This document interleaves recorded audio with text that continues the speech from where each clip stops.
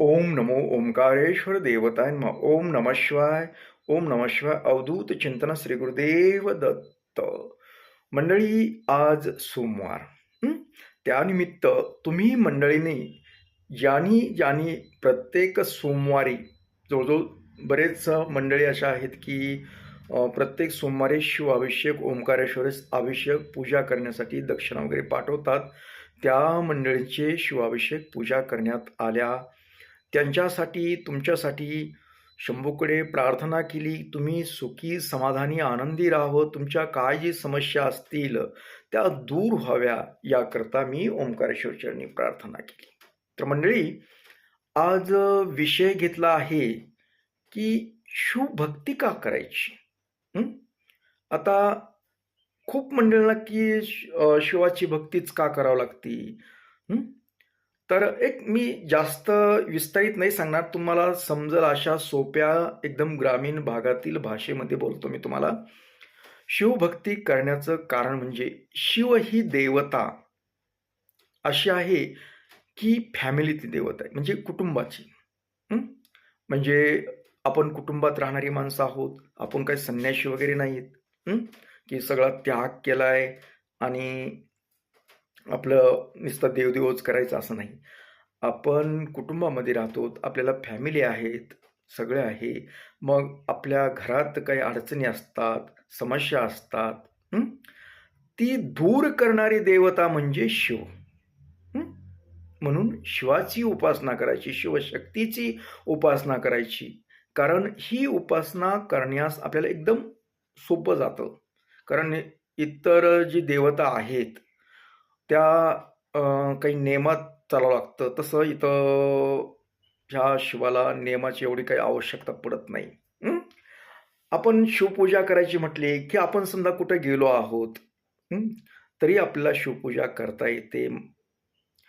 मातीचं जरी शिवलिंग केलं आणि त्याची पूजा केली तरी ती पावन होते. तिथं फुलं असेल, नसेल अथवा काही साहित्य असो, नसो, काही एवढी गरज पडत नाही. कारण तुमची श्रद्धा ही महत्त्वाची असते.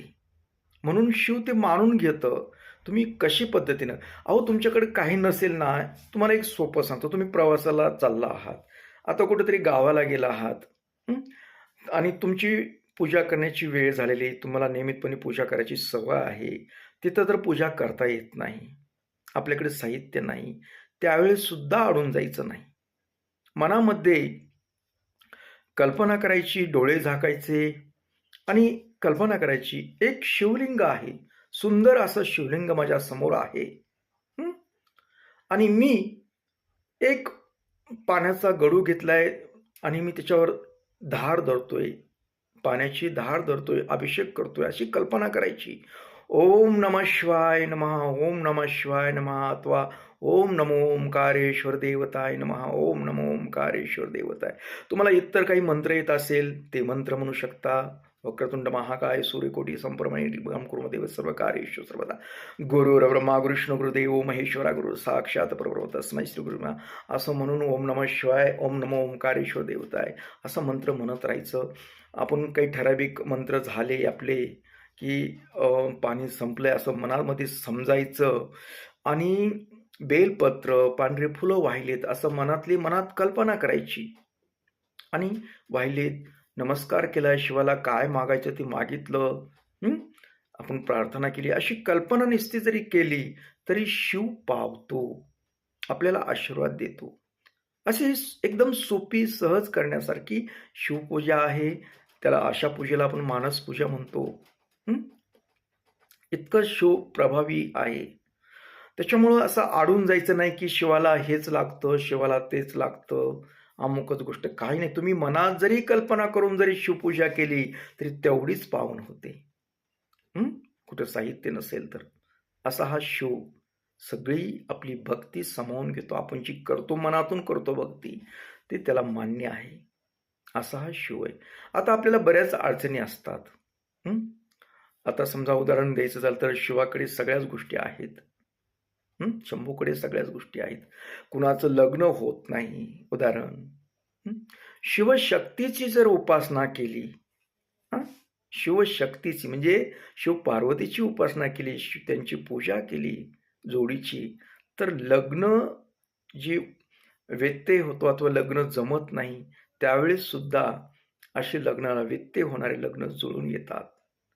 अथवा तुम्हाला कुणावर प्रेम आहे तुमचं आणि एखादी तिसरी व्यक्ती मध्येच काहीतरी घोटाळा घालते, त्यावेळेस सुद्धा नुसत्या पार्वतीची पूजा केली, हं, तर ती व्यक्ती दूर जाते. हं.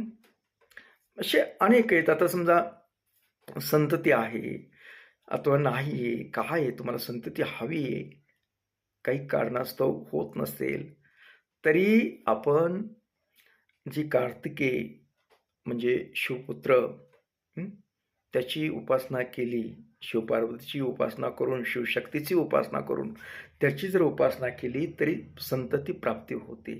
म्हणजे आपल्याला कुठे व्यत्यय असेल तर कसं देवाचा आशीर्वाद लागतो ना. आपण आपलं काम, आपण कर्तव्य आपण करत असतो, पण देवाच्या आशीर्वादासाठी अशी शिवपूजा, कार्तिकेची पूजा केल्यानंतर संतती जी होत नसेल त्याला तर अशा वेळी सुद्धा शंभूचा आशीर्वादाने सर्व काही सुरळीत होतं. हं. म्हणजे एक धारणा आहे लोकांची आणि विश्वास आहे अशा गोष्टीवर. आता आपल्याला वाहन घ्यायचं आहे समजा आणि काही कारणास्तव आपल्याला घेणं होत नाही. त्यावेळेस शिवपार्वतीची उपासना करून आपण नंदीची पूजा केली. नंदीची नियमितपणे नंदीची शिवालयामधल्या पूजा केली, तर आपला वाहन जी आहे म्हणजे आपल्याला गाडी घोडा काय घ्यायचा आहे आपल्याला, त्या घोडा अगर गाडी घेण्यासाठी ती तशी सुविधा उपलब्ध होते. आपण ती घेऊ शकतो. अगर त्याच्यात जो व्यत्यय होत असेल, तो दूर होतो. हं. अशी उपासना आहे ही शिवाची. ही भक्ती मार्गातून अशा उपासना केल्यानंतर बऱ्याचशा गोष्टी साध्य होतात. हं. यामध्ये काही अंधश्रद्धा वगैरे हा प्रकार नाहीये. हा एक विश्वास आहे आणि हे श्रद्धेचा प्रश्न आहे. भक्ती मार्गातला प्रश्न आहे हा.